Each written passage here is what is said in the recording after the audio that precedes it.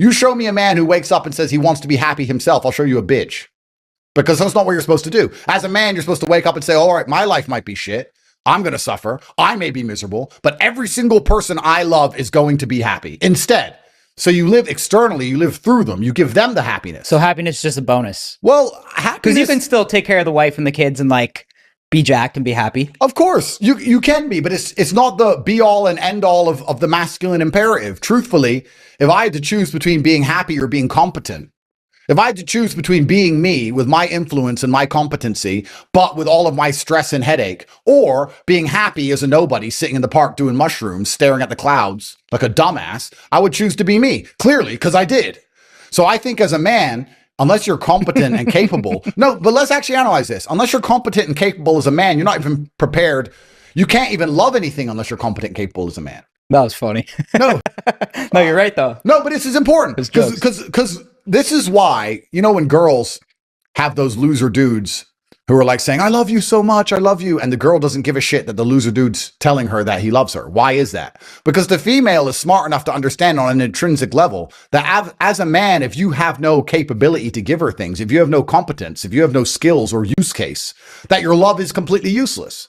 It's like if you have a brother beside you who says he loves you with all his heart, but he's a complete pussy and he can't fight and you get attacked, what's his love worth? Sure. What's his love worth? Mm-hmm. So as a man, if you want to say, I love my wife, I love my children, I love my friends, I love the world, you can only have a love that is valuable if you're competent and you're capable, and you're only going to have that if you suffer. So if you want to have the ability to love other people, if I want to be a person who can wake up and realize I truly love my children, I truly love my woman, then the only way I can do that is to suffer enough to be a man whose love has value. If I wake up and say, I truly love the people I care about, but I want to be happy, so I'm going to go and sit in the field and take mushrooms and be a dumbass, well, then my love is completely valueless. Because when they call me and say, there's a problem, Andrew, you love me, fix it, I'm going to say, I can't. And men are nothing but success objects. We are valued by what we can do. We are competency objects. Females are sex objects. Men are, what can he do? What is he good at? That's all we're measured on, is our capability.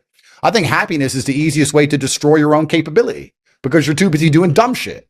So when you ask me that question, the reason I gave such a long answer is because how happy I am doesn't cross my fucking mind. I wake up and I have things to do. I have bills to pay. There's millions to make. I'm going to do this podcast. I'm going to go home, and then I need to train, and I have a whole bunch of other stuff to do. Then I have to fix everybody else's problems. Then I got to talk to my children. Everyone's life is great but mine. Mine's been long, stressful, and busy. And I'm going to go to sleep, and I'm going to wake up. I'm going to do it again. There's no time for me to be happy in any of this equation ever. And if I choose happiness, if I decide to be happy, then I can't love the people I love properly, because then I become useless.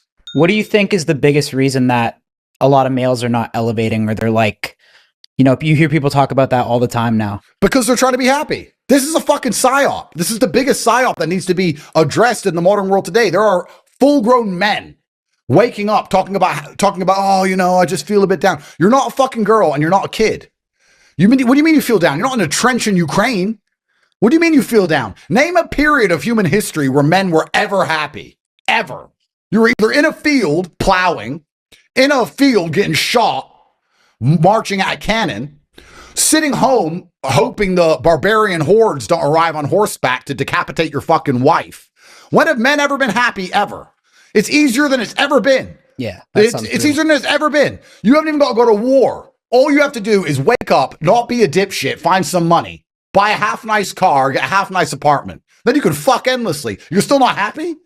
Well, then you're an idiot. So you think it's about perspective? I think it's about a bunch of selfish losers who are having the femme-centric psyop permanently ingrained inside of their minds of this endless chase for giddish, childish happiness. The happiness you felt when you were 5, newsflash, the happiness you felt when you were 5 years old is gone and it's never coming back. Those Christmas mornings that you enjoyed are gone. You are a grown-up. You are a man. Now, a woman can feel that. You can put a woman on a jet and take her somewhere she's never been, and she can be in love with you, and she can feel it like a kid. Your children can feel it. You can give it to others, but you are never going to feel it yourself. And if you chase it, you're going to end up on drugs, doing dumb shit, losing everything you've ever cared about. So just forget about happiness.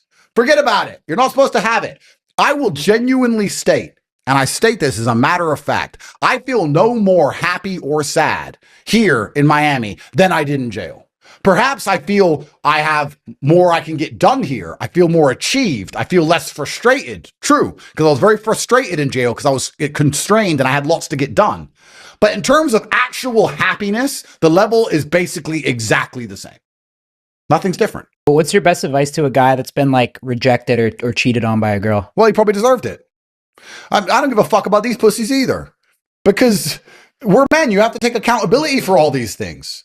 What do you mean rejected by a girl? I don't get rejected by girls. Why? This is an interesting question. A guy will come up to me and go, girls reject me. I'll say, okay. Well, they don't reject me. He goes, oh, that's because you're big, strong, rich, and famous. Well, then you have the answer. Get big, strong, rich, and famous. Why are you a skinny little pussy?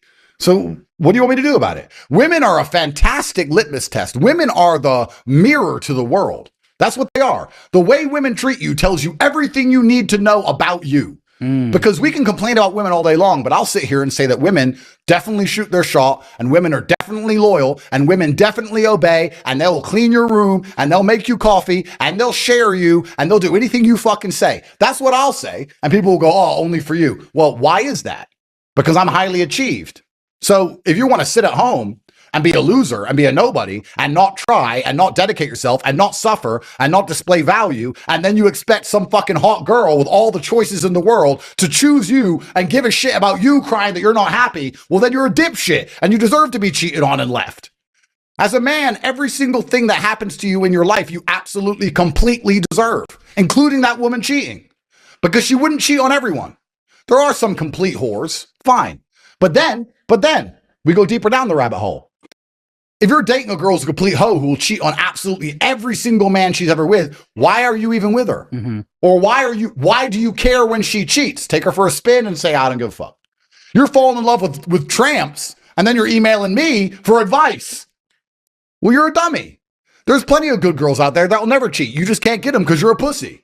Right? We can't psyop the entire female population, women with unlimited options, which is what they have via their Instagram profiles. Unlimited options to choose a shit option. I can't sit there and say, here's what you say, bro. Here's the magic word to make her blind and dumb. You're a fucking dipshit. So that's why you got cheated on. Perhaps if you looked in the mirror, you could identify exactly why she did it. You could look in the mirror and say, was this actually my fault? And on some level it is. It always is. The only way you can succeed in life as a man is if you take absolute responsibility for everything all of the time. You have to sit there and say, every single thing that happens in my life is my fault. Even if it feels like it's not. Even if she cheats on you, every man goes, she's a hoe, she cheated, her friends made her do it, she went out, she drunk, da-da-da. Well, why is she hanging out with those friends? Why didn't you stop it? Because you told her not to hang out with them, she didn't respect you enough. So why doesn't she respect you enough? Your fault. Your fault. Why are you falling in love with a girl who doesn't obey you? Because you have no other options. Whose fault's that? Yours. Simple. You're choosing bad apples because you ain't got any good ones. When your boy's dating like a big like hoe though, sometimes it's tough to tell him like, bro, your girl's a hoe. Just laugh at him. Just laugh at him. Just say, yeah, she's a slut and she's going to cheat on you. And then she cheats and just give him no sympathy. Welcome to the real world, motherfucker. I told you. But the amount of times I get asked about girls by dudes who don't deserve pussy is ridiculous. You're asking me about girls and you're worried about girl cheating. Bro, you're poor. You are broke and you are weak. What the fuck are you talking about girls for? You have bigger concerns to address. Like it really is amazing to me because I get this all the time. People come up to me randomly on the street. Oh, hey man, yeah, I love your content and my girl. You're a girl. You got skinny arms, pussy. What are you worried about your fucking girl for? It's unbelievable. If you get your shit right, it's amazing how quickly everything else falls into place. The best way to be good with girls is to be good with everything besides girls. If you're good at business and you're good with people and you're good, your body's in good shape and you're charismatic and you're smart and you're interesting and you're wise and you got a good network and a fucking yacht and a Bugatti and a jet, guess what? You can't get rid of them. You can't get rid of them. Before you know it, you have so many in your house, you get accused of human fucking trafficking. That's what happens if you get your shit right. But of course, if you're going to sit there and only focus on the girls with none of the other stuff, DMing them all day. What do I DM a girl to make her reply? You got 42 followers. The fuck you want me to say? That's the funniest question. What do I DM a girl? Yeah. But this obsession with girls, bro, girls are a mirror. Girls will tell you everything you need to know about who you are. And you need to start listening to what you need to listen to the feedback. Listen to the feedback and improve yourself. You can't blame women for trying to get the best they can get. And the sexual marketplace is drastically changed now. It's completely globalized. It's completely online. There's no such thing as finding a hot, little, beautiful girl from a small town. She's got 2 million followers. So it's all online. It's endless competition with men all around the world. From the age of 18, they're being offered to fly out to Sydney, Dubai, Singapore, Tokyo. This is the game now. So you have two choices. You can either cry your eyes out about it or live in some delusion where you think I'm going to give you advice that's going to stop you from being a pussy, or you can compete. And if you want to compete, then you need to be ultra self-accountable. When you compete in anything, how do you do it? Self-accountability. Doesn't matter what it is. You can be a basketball player, you can be a chess player. After the game, you analyze the game. What did I do right? What did I do wrong? You should be doing that in your life with everything. Like after every date? Well, after every date, but after everything all of the time. When's the last time you looked yourself in the mirror and said, okay, is this the man? Am I the best version of myself? Could I do better? The answer is always yes, I could do better. Of course I could. But I'm honest with myself about it. But how close am I to optimum? Right? What about me would even be attractive to a girl? Or if a girl's acting a certain way or she ain't listening to you, why isn't she listening to me? Right? Mm-hmm. But most people don't want to self-reflect. They want to blame the women, which is the problem with the red pill. Even just not women. It's easier to blame someone else. Even in your work, it's easier to blame someone else than yourself. Well, everybody always blames everybody else for everything, which is why they never succeed and win. I blame myself. I blame myself for everything. I blame myself for the Matrix attack that put me in jail, even though it was a setup. I blame myself. I blame myself for absolutely everything. I blame myself for getting wet in the rain because I didn't bring a fucking umbrella. I don't cry at the clouds like a dumbass. So you have women with all these choices on their plate, and you have the men who basically are so busy doing other fantastic things, they don't want the women who are getting them. That's what's so interesting. The men who are getting the women that everybody's chasing are the men like me who don't really even want them. I don't want to hang around with a bunch of fucking girls. It's boring. And I don't mean it disrespectfully. I wake up and I'd rather make money, do interesting, big, important things than sit around having fucking date night.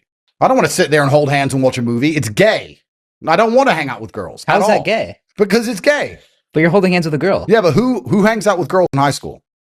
In high school? Wait, when you're in high school and you see a dude hang out with a bunch of girls, what is he? Oh, well, I mean, there's gay guys that have a lot of girlfriends. Right. So wait. I wouldn't say watching a movie with a girl's gay, though. No, the point I'm making is, as a man, obviously you have romantic interests with a female. Obviously you want progeny and children. Obviously we all feel love. We want to protect and provide the women we care about, of course. I understand all of that. But if you're a man who's truly busy in your empire building, you don't want to sit around with girls all day. You don't want to hang out with girls as your best friend. Your girlfriend doesn't need to be your best friend. She's your girlfriend. It's a very different category. I wake up every day. I'm with my brother. I'm with my guys. We have an empire. We have work to do. We have very important things to achieve. We work all the time. We get all of it done. My girlfriend's around sometimes, but there's none of this. Me and my girlfriend are best friends. Let's hold hands. Let's watch movies. We have the same interests. That is gay. That's what gay dudes do. There's a whole bunch of men in relationships with girls who are gay. Yes. But straight men were too busy making enough money to have a third yacht. And then before you know it, all of the gay men who were chasing the real actual hot girls and getting ignored, those hot girls end up on our yachts. We're not chasing them. We're not hanging out with them as fucking friends. We don't care. You want to come? Yeah, okay. Yes, here's a dress. So where do you draw the line on like the gayness too? So if I have a girl, no holding hands, no dates. I'm not saying that. What I'm saying is I can't take her golfing. No, like, of course what if we both like golf? I'm not saying that because I don't want to be gay though. No, of course. But I did date a girl and we both like golf. So now I'm kind of questioning my sexuality. Close. No, the point I'm making is that there's a lot of men who feel like, and in fact, let's analyze this another way. Let me make it clearer. How potent you are as a man directly correlates to how much time you have to dedicate towards nearly anything. Doesn't matter what it is, right? If you have strong alcohol, you need less of it to get drunk than if you have weak alcohol. So you have men who perhaps are not that important or that successful or that capable or that interesting or that battle hardened or that rich, whatever it is. They're the normal man. The only thing they have to give a woman is time. That's all they have. They have nothing else to give. So they spend all of their time with a girl all of the time, which means they end up basically being her best friend and shared interests and all this crap, which is fine. But if you're truly a really interesting, capable man, you don't have to do that because you're doing other interesting things that big king-making empire builders do. And yeah, you see girls sometimes, but they're not your best friend and they're not your primary interest either. They're the side effect of your monumental achievements. It's very different than sitting there with a girl all day, every day and saying, she's my best friend. I couldn't live without her. Yeah, we share the same hobbies. Oh my God, we like the same movies. Yeah, we do the same thing. That's very different than me and T saying, okay, all right, we have to fly to Istanbul to check on our yacht. Which girl's coming? Yeah, come. And put them on the jet at the back so they can talk girl shit. Me and Tristan could talk fucking yacht shit. It's different. It's just a different mentality. It's really not that different. Don't you remember when you were growing up, perhaps the 8 years makes a big difference. When I was growing up at Christmas dinner, the men sat with the men and the girls and the wives and the children sat on another table. That's how I grew up. All the women and all the children were on one table and all the men were on another table. Nowadays, it's gotten so fucked up. You got the men and the women, the husband and wife all together on the same table. The men are trying to have a conversation. Some dude's wife fucking pipes up. Some wife is just interrupting 8 full-grown men with her opinion that she fucking heard from Whoopi Goldberg. Now, what the fuck? I didn't grow up that way. I grew up when men are talking. You don't interrupt men are talking. It's the man's table. Men are talking. That's how I grew up. And you had a woman, of course, and she had her jobs and you had your job, but you're busy doing things with the men. That's how you grew up. That's why I live with my brother and my team still to this day at 30 years old. We have a huge mansion and us guys live together. We wake up every day, we get some fucking money. That's it. But if you wake up every day with your girlfriend and want to make TikToks, and some dudes do, they wake up every day with their girlfriend and they make those TikToks. That shit's gay. Oh, I'll agree on that. Thank you. That shit's gay. Fake argument with a pillow and like, oh, you're fucking homos. You're homosexuals. Yeah. I don't give a fuck how straight you think you are. You can have gay sex with a bitch because you clearly are. I agree. It's gay. So there's a level of obsession with a woman that makes you gay. Yes. Only gay men are overly obsessed with women on that level.